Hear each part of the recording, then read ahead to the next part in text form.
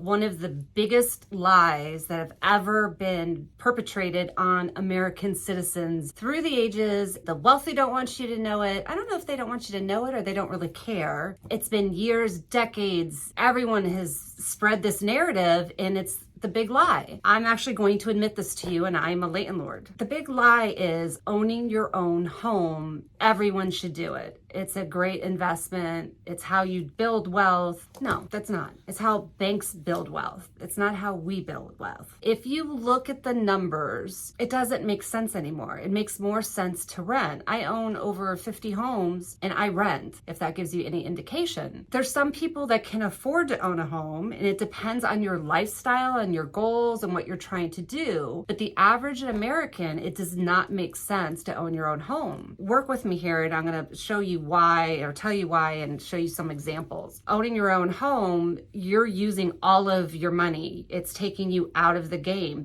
There is a time when buying a home would make sense, and that is if you own a business and your passive income is enough to pay for all of your living expenses, and in order for you to still invest in business, you have to have a lot of cash flow. You can't buy a home and then that's it, or you're in the rat race. You will never get ahead. If you just bought a $250,000 home, which isn't even the national average is much higher, you're paying back $358,000 in interest on a 7% mortgage. How is that a good idea?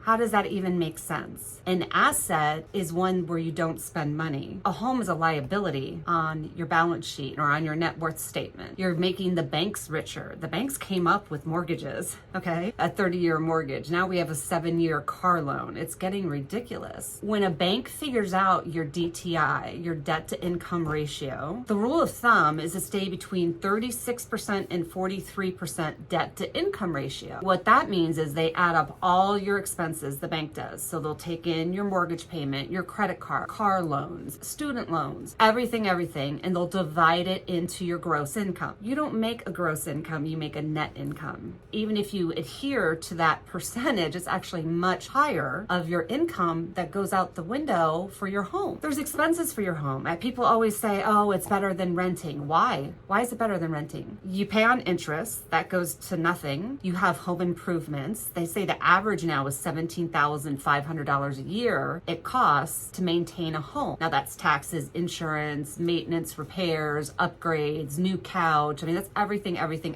That's a lot of money. The average person in America, if you're single, makes a little over $59,000 a year. The average mortgage payment right now, just on a $250,000 home, is a little over $1,600. Well, you net $3,700 if you make just the average income, minus the $1,600 and some change, and keep minusing, you have no money left over. There's nothing left. So please do the math before you buy a home to see what it really costs you. It barely beats inflation. It's not the big wealth instrument that people want you to believe. And believe me, like I said, I'm a landlord. I can't, they don't want you to know this, but you're literally just falling into the system. If you're going to be house poor and you just have your house, that's no way to live. You're never going to get ahead. You will always be in the hamster in the wheel, just spinning. You won't be able to leave your job. You won't be able to take chances. You won't be able to do a lot of things because you have this house. Now, I understand if you have children, you want stability, you want them to grow up in the same house, find a long-term rental then, because it's not worth being house poor,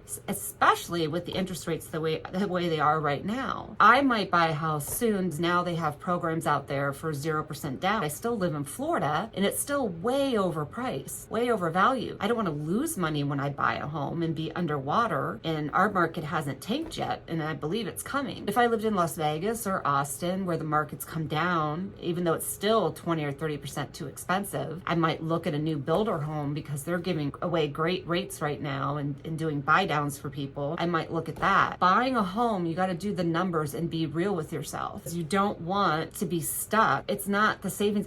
and you're paying over $300,000 in interest. Think of all of that. If you would have just put that in a money market or in the stock market and just bought all blue chip, and you'd make a lot more money than buying a home. It's the big lie. It's not what it's cracked up to be. And I'm going to tell you that. You have taxes, that goes to nothing. Those always go up. You have insurance, and you're not even really covered. Believe me, if you put insurance claim on your home, they're going to cancel you. So it's like having insurance. It's more like catastrophe insurance just to have it. Those expenses, the upkeep of the home, the roof, the maintenance, everything, you're not getting ahead. You're a slave to your house. I just want everyone to think and do the math, and especially banks don't care. They'll put you into a house, like you're pretty close to 50% of your income just going to the home. I mean, they figure out all of your numbers based on your gross income. So the average household income is $70,784. But still, how do you live on that and own a home, have the expenses? You are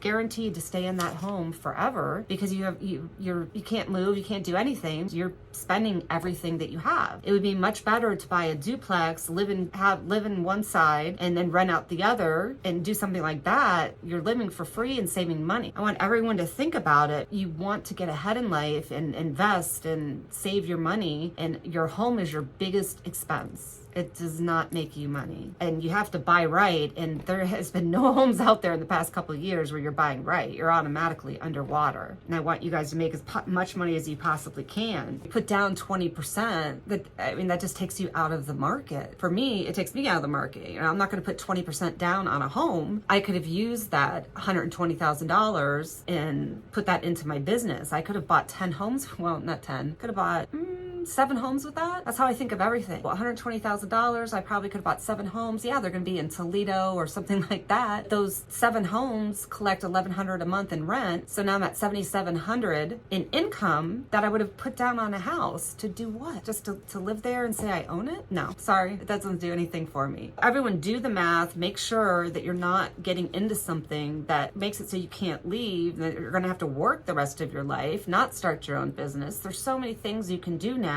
with AI and different businesses that you can start for basically nothing. I mean, find out what your passion is, what you want and what you like to do, and start a side hustle. Because you don't want to be just working for the man forever. If you buy a house, I used to tell my reps all the time, go buy that Mercedes. That would be awesome. They knew I was joking. I wanted them to get their bills up, so they had to stay with me. I would tell them that, so they knew I was joking. But that's the American way. That's what they try to get you to do. Get the home, get the car. I mean, by the time you add up those, there's nothing left right now. I mean, nothing. The average car payment is over $700 a month. That's crazy to me. Car is the biggest waste of money. All need a financial education. I was talking to someone the other day and they said to me, I didn't know any better. Oh, no one taught me this in school. They don't teach you about credit. I didn't know. And I went, how old are you? I'm not trying to be rude, but aren't you like 48? And he's like, no, I'm 52. I'm like, you're talking about when you're in school? Like, okay, you left school, I don't know, 18, 22 if you went to college.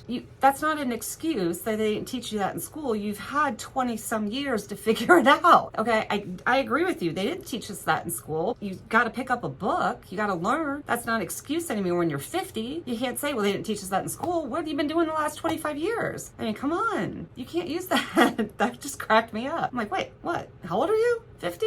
Okay, yeah, that makes sense. They didn't teach you that in school. What have you been doing the past 25 years? We all have to take responsibility for our financial future and do the math. And it's not worth it. Maybe you have to sacrifice and not have a new home or whatever your friends have for 4 years, 5 years, but you will be so far ahead of everyone if you don't fall into this trap. And I believe that's, millennials, and they're smart. I think they've gotten it. And I think that's why when they just did a recent study of if people had regret of buying a home in the past 3 years, and there was a high percentage of people that said yes. And I believe they figured it out. They looked at the math and they went, why am I doing this? I have no money left over. I own this home, but I'm paying, $358,000 in interest. That could have gone to a money market fund, a mutual fund, stocks, anything, not to the bank. The bank just gets that interest. That makes no sense to me. That I wanted to share with you today, because to me, that is the biggest lie that they've told us in America, and we bought off on it. I'm sure they've spent millions and millions of dollars to spread that message around and make us feel good about having a mortgage. Don't let them do it. It's not good to have a mortgage, and not if it takes all of your money. This is D Money. I absolutely adore you guys. Peace out.